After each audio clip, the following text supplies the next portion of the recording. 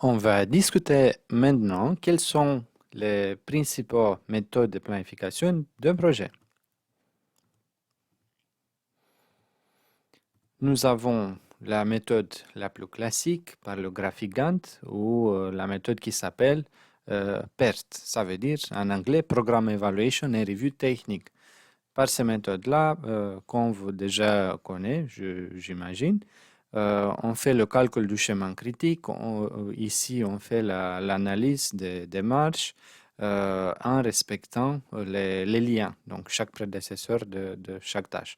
Par tout ça, nous avons les dates de début, date de fin, le plus tôt possible, et après, on va calculer les marches. Donc ça, c'est la méthode PERT qui est liée avec la méthode du chemin critique.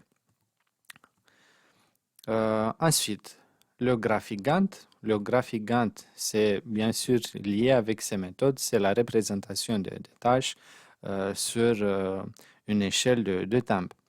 Nous avons aussi une autre méthode, en anglais Kanban board, ça veut dire un affichage Kanban, ça veut dire des activités groupées par, si on veut voir ici, les activités sont groupées par activités qui ne sont pas commencées, activités prêtes pour commencer, activités en cours et activités réalisées. Donc voilà, cela c'est un graphique Kanban qui est plutôt utilisé dans les méthodes agiles.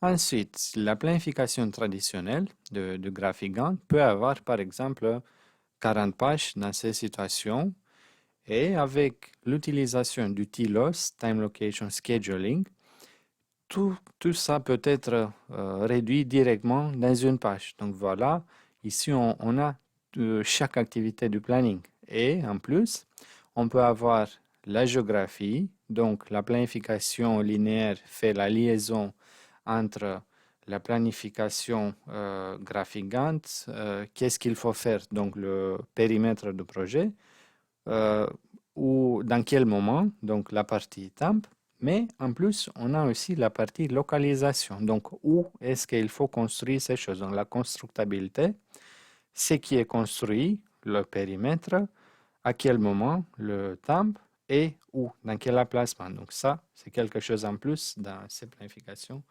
linéaires. Et on va voir après comment on peut faire ça plus en détail. Après, comme un exemple, ici nous avons la représentation de la planification linéaire dans l'histoire. Donc, la bataille de Napoléon, une de la grande bataille de Napoléon, et nous avons quelques données. Donc, c'est pour voir quelle est l'importance d'utiliser un bon planification. Donc ici, on connaît que la durée de ces campagnes, de ces batailles, c'est 5 mois et 20 jours. Lyon, c'est l'Empire russe. On a les endroits entre le Niémen et Moscou. Après, ressources humaines, nous avons 650 000 hommes, dont seulement 440 000 franchissent le Niémen. Ici, c'est un fleuve qui est Niémen. Vitesse de déplacement, donc ici, c'est comme le rendement, oui, dans le planning. 30 km par jour en marche normale, 50 km en marche forcée. On peut avoir quelque chose de similaire avec les tâches des excavations, par exemple. La vitesse d'excavation ou la vitesse de travaux pour chaque type d'activité. Après, nous avons les pertes. Après toutes ces campagnes, nous avons 93% de pertes. Donc, ça veut dire à la fin, moins de 30% repassent. Difficulté dans ces campagnes qui peut être considéré comme un projet, sous-estimation logistique, sous-estimation climatique, l'hiver russe, etc., jusqu'à moins 22 degrés, tactique et ainsi de suite. Comment on peut faire ça comme visualisation? Ici, nous avons quelque chose de très similaire avec le graphique chemin du fer ou la planification linéaire.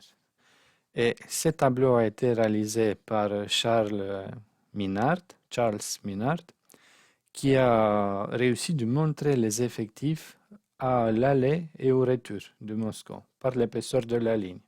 Donc voilà, ici nous avons le 400 000 soldats qui ont parti, le numéro descend jusqu'à la fin, on arrive 5000 et au retour, voilà, on arrive ici, on a 4000 soldats ici et des autres qui rejoignent ici 10 000. Donc voilà, avec ces visualisations graphiques, on peut immédiatement voir beaucoup de détails. Qu'est-ce qui s'est passé? Voilà, on peut voir ici, nous avons la température. Donc ici, nous avons moins 21 degrés, moins 30 degrés. Donc voilà, et à cause de ça, on a moins de soldats qui reviennent. Ensuite, nous avons des fleuves qui sont traversés. Donc, dans ce type de graphique, nous pouvons avoir tous ces types de informations. Et bien sûr, des batailles qui ont eu lieu dans plusieurs endroits. Et par ça, on sait où ils ont perdu, où ils ont gagné. Donc voilà, c'est un autre type de visualisation graphique pour un petit projet, on peut dire.